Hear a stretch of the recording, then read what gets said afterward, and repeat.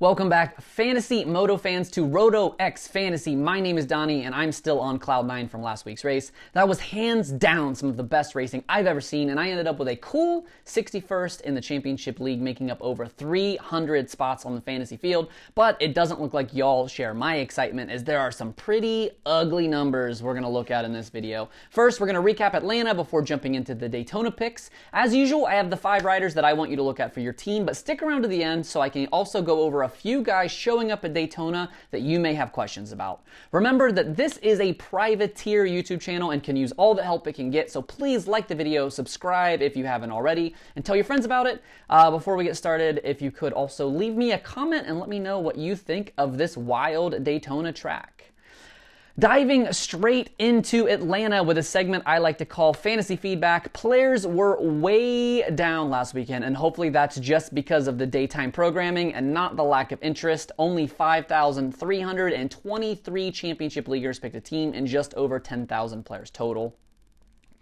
Only 8 All-Stars managed to score the perfect 26 out of the 14 that lined up, the lowest of the season. Of the remaining 30 riders lining up in the mains, 24 of them scored at least 26 points or more. The perfect score for this weekend was a massive 342, the highest of the entire season, and that's not even counting FFLs. Throw those in and you would have netted 372 points. Despite this, the median score was way down, 69 points down, as a matter of fact. Nice. Clocking in at 217. This means if you scored 218 points or more, you did better than half of the championship field.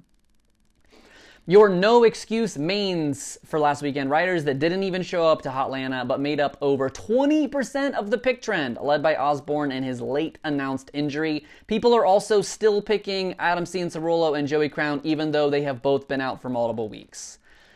And now the guys that underperformed for you, and man, did you guys get wrecked this weekend. 88% worth of pick trend had a whopping 0 next to their name. That means 1 in 10 players were hating their life before the main event gates even dropped. I feel bad especially for the John Short owners, as he had terrible luck getting run over in both the heat and the LCQ, but the 1,000+ of you that picked Jeremy Hand and or Alex Ray knew the risks going in and were punished accordingly.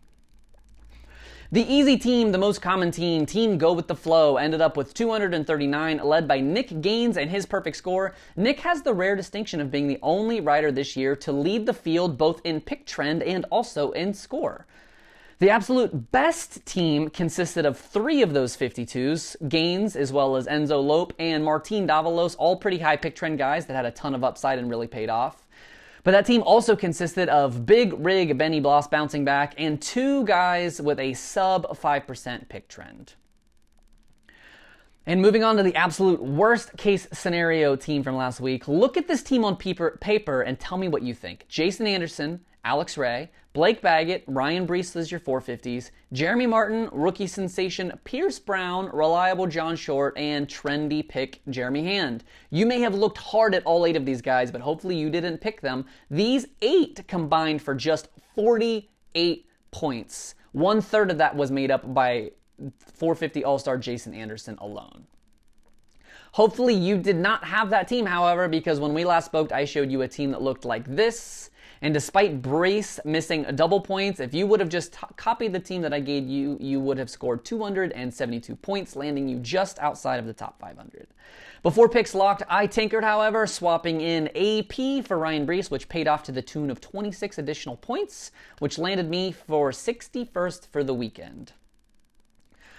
But still got topped. Roto X Fantasy League was bested by Tony C, 693, who beat me by 6, bringing home 304 points. And another lead change in the season as EXO leaps to the top with 2,295 points, but just 10 points separate him and 3rd place. Enough about the past, let's look to the future. This week in Daytona is special. It's the 50th anniversary of racing in Daytona, so expect a ton of retro and throwback gear and graphics. Daytona is a unique race that is the only one not in a stadium and is designed by Ricky Carmichael himself. This race has always been different from the rest of the season. At one point in time, it was practically an outdoor event in the Supercross schedule, 40 riders on the gate. Even a few years ago, when the rest of the sport was measured in minutes, Daytona was still being measured in laps, making the main event very long. The track layout features few rhythm sections and will likely be rough and favor the bold and the brave. Look to see the outdoor specialists overperform their handicaps and the guys with fitness issues to drop like an anchor late in the race. Before we get started, we do have a single all-star change with Joe Shimoda surpassing the injured Joey Crown in points. This removes value altogether from the field as Shimoda is now a rookie all-star and Joey Crown is going to be scoring 0. I personally do not like rookies as all-stars, especially at unique races such as Daytona. And moving on to likely what you've all been waiting for, let's get to the riders I want you to have on your team this weekend. First things first, with Daytona being so unique, I will be focusing on each rider's Daytona performance, leading off with your 250 All-Star Jeremy Martin. Everybody knows j.martin thrives in the outdoor layouts. He won back-to-back outdoor titles in 2014 and 2015, and j.martin has 6 career Daytona starts and has been on the podium in all of them but one, even topping the box in 2016. Martin has had a bit of bad luck last round when he hit a tough block that was thrown into his line, which led him to getting 19th and leading to this generous handicap of 4, which would lead him to max out in 4 of the 5 gate drops this year at a 4 handicap. My high handicap hero of the week is going to Lorenzo Locurcio, and I'm not sure what's going on with Lorenzo this year. Hopefully we can just blame it on bad luck. Lorenzo has earned a top 50 national number for a reason. He made 7 of the 8 mains last year, finishing top 15 in every single one of them with an average finish of 12th. Lorenzo also really shines outdoors with another 12 top 15s over his past 30 outdoor events, not to mention he lives and trains in this area. There's obviously a lot of risk with these high handicap guys, but I think Lorenzo has major potential to be the highest scoring 250 rider of the week. Moving on to the 450s, your all-star should be Jason Anderson, but I won't be picking him because I'm a goddamn idiot, and despite knowing and telling you guys that Justin Barcia was the best pick last weekend, I picked Jason Anderson simply because I like the guy. I went with my heart instead of with my gut, and I paid the price. But Anderson at a 6 is a steal. 5 Daytona starts in his career, and JA has been top 7 in each and every one of them. He's also top 7 in 6 of the 9 races this season, second best among all-stars. With so much drama and pressure all around him, JA is in a unique position to just go out and ride his own race, and nobody does that better than Jason. Moving on to someone right in the thick of that drama, Blake Baggett should obviously be on everybody's radar. He is not a 3 handicap guy. He should be an all-star. Blake has 8 top 10s in his 9 career Daytona starts, averaging inside the top 5. Blake has always been known as an outdoor guy, and this track will be right up his alley. And now with something to prove and a chip on his shoulder, this weekend could be the perfect storm for Blake to get back on track and earn you maximum points in the process. Another higher handicap choice, there is no one better at Daytona than Chad Reed. If I were to ask you some of your top 5 favorite Daytona moments, Chad probably makes up 3 of them. CR22 has 16 starts at Daytona, never DNF'd in a worse of 12th. Sure, the Chad today is not the guy winning races in 2005. Hell, he's not even the guy from 2016, but Chad is finally grooving this season and the high handicap is starting to evaporate, so you need to take advantage of it while you still can. I know you're only expecting 5 riders, but we're not done yet. There are a few guys showing up this weekend that you probably have questions about, and I am here to answer them the best I can. First things first, Ryan Sipes will be racing this weekend. Ryan is a consummate professional, racing just about every type of 2-wheel motorsport you can think of. Ryan used to be a factory moto guy in his younger years, but now does it just for fun. He raced Supercross twice last year, a 14th at Daytona, and a ridiculous best 8th in Nashville, but that was in the 250 class, not the absolutely stacked 450 field that we have this year.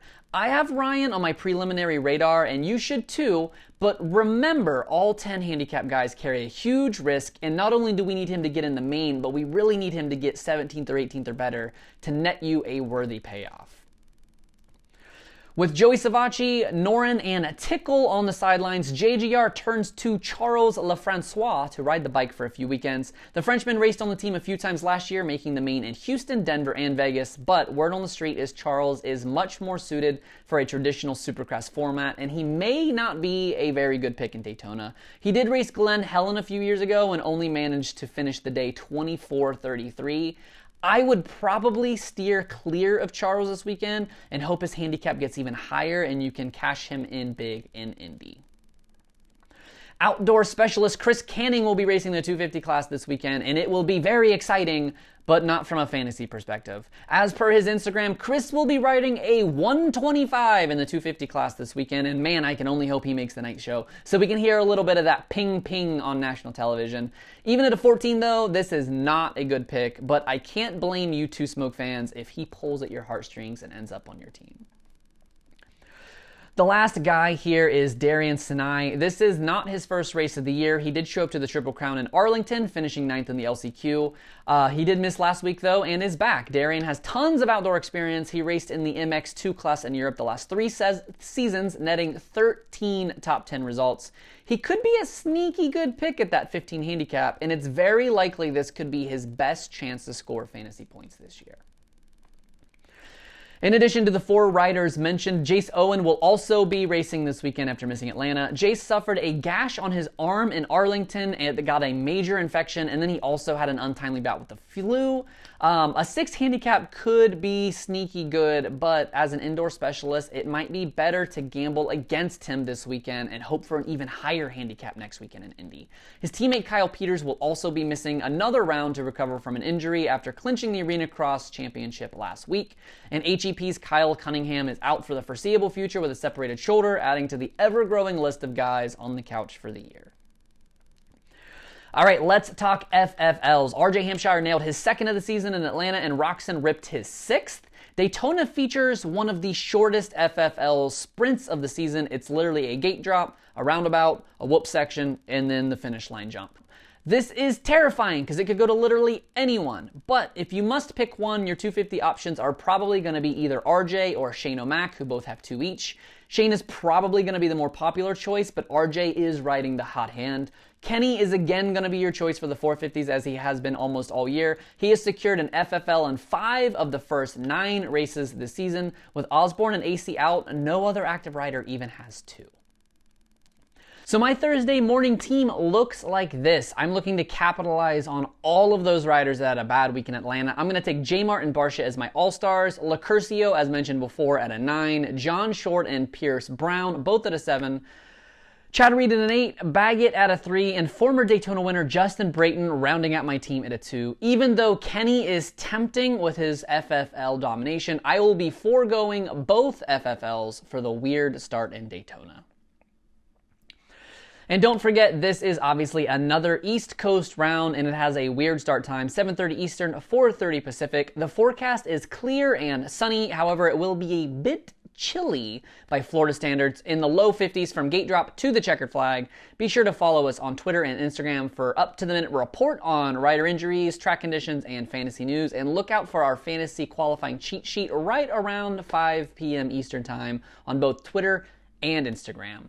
As always, my name is Donnie. Thank you so much for watching RotoX Fantasy. May your chizzes chiz, your Jerry's not always Jerry. You picked Marty on the right weekend. Godspeed, first of the turn, 8 in the main. Good picking. Good luck, guys. Take care.